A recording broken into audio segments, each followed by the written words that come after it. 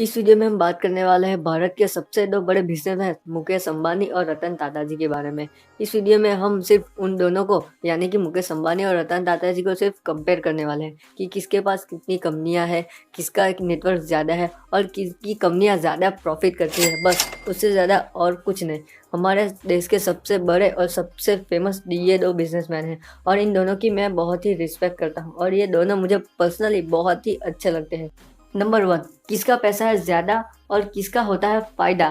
मुकेश अंबानी की आज की नेटवर्थ 88 मिलियन डॉलर से भी ज़्यादा की है। मुकेश अंबानी कई बड़ी कंपनियों के मालिक हैं जैसे कि रिलायंस रिटेल, रिलायंस पेट्रोलियम और जियो। ऐसी कई सारी बड़ी कंपनियों के मालिक भी हैं। लेकिन वहीं पर रतन टाटा जी 135 से भी ज़्यादा कंपनियों के मालिक है। बावजूद भी रतन टाटा की इनकम हमेशा मुकेश अंबानी से कम क्यों रहती है और कई बार तो रतन टाटा की इनकम कागजों पे दिखी भी नहीं है। लेकिन ऐसा क्यों होता है, तो आइए जानते हैं। ये तो हम सब जानते हैं कि मुकेश अंबानी की रिलायंस कंपनी कुछ ही सेक्टर में काम करती है, लेकिन वहाँ पर रतन टाटा की टाटा ग्रुप कंपनी देश के हर सेक्टर में लगभग काम करती ही है। जैसे कि Tata steel, Tata chemical, Tata Motors, ऐसा वगैरह वगैरह हर सेक्टर में उनकी कंपनियां काम करती है। मुकेश अंबानी के मुकाबले रतन टाटा की मार्केट कैप यानी कि मार्केट वैल्यू भी ज़्यादा है। फिर भी रतन टाटा के मुकाबले मुकेश अंबानी की नेटवर्क ज़्यादा क्यों है? आपकी क्यूरियोसिटी खत्म करते हुए मैं आपको बता दूं कि मुकेश अंबानी रिलायंस ग्रुप में 48% शेयर के मालिक है। जब आधे शेयर ही खुद के नाम पे हो तो जाहिर सी बात है कंपनी का फायदा होते ही मुकेश अंबानी खूब सारा पैसा कमाते होंगे। इसीलिए तो सितंबर 2020 में मुकेश अंबानी की नेटवर्थ 88 मिलियन डॉलर से भी ज़्यादा की थी।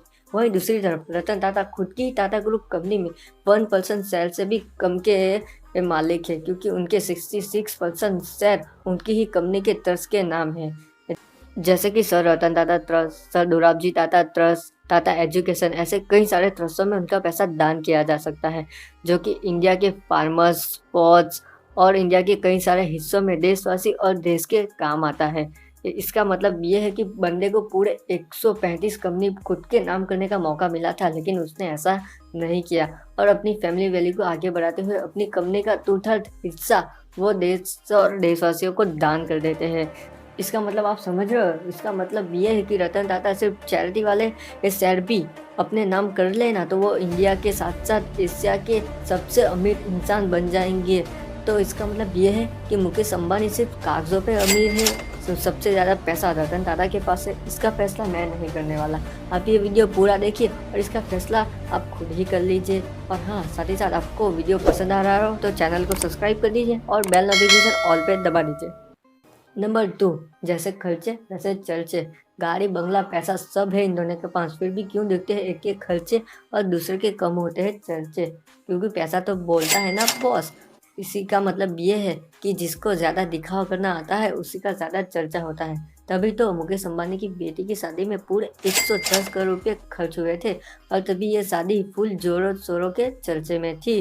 अभी ये सिलसिला ख़त्म नहीं हुआ है। मुकेश अंबानी अपनी बीवी यानी नीता अंबानी को पूरे 1000 स्क्वायर फीट का एक प्राइवेट जेट भी गिफ्ट किया है, वो भी 3 बार। जी हाँ गाइस, आपने सही सुना, वो भी 3 बार प्राइवेट जेट गिफ्ट किया है।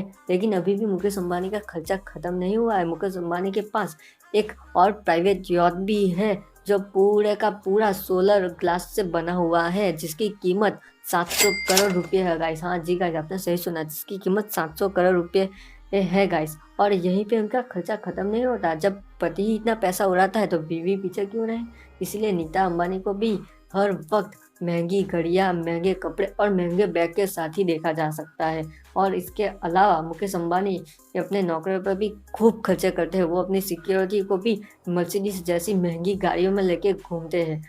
तो मुकेश अंबानी ने अपने घर एंटीलिया में गर्मियों में सर्दी को मज़ा लेने के लिए अपने ही घर में स्नो रूम भी बना के रखा है। तो चलिए बात करते हैं रतन टाटा के खर्चे के बारे में। रतन टाटा के एथिक्स पहले ही सिंपल लिविंग के रहे हैं, इसीलिए उन्होंने अपने खर्चे को ज़्यादा ना बढ़ाते हुए अपने घर को बहुत ही सिंपल और बहुत ही एलिगेंट रखा है। उनका मानना यह है कि उनके ज़्यादातर पैसे उनके नए स्टार्टअप में इन्वेस्ट होने चाहिए और उनका मानना यह भी है कि उनके पैसे देश और देशवासियों के विकास में के काम में आ सके। इसीलिए टाटा हेल्थ केयर भी अब अपने आप को बहुत ही ग्रो कर रही है। वो हर स्टेट में अपने पैर बसा रही है। इसीलिए टाटा हेल्थ केयर पूरे 25 स्टेट में फैल चुकी है। टाटा की कई सारे ट्रस्ट पूरे देश भर में अपने सोशल वर्क कर रही है, वो भी बिना किसी पब्लिसिटी के। तो ये है रतन टाटा, जो अपने आधे से ज़्यादा पैसे यूं ही सोशल वर्क में दान कर देते थे। यह है रतन टाटा सर।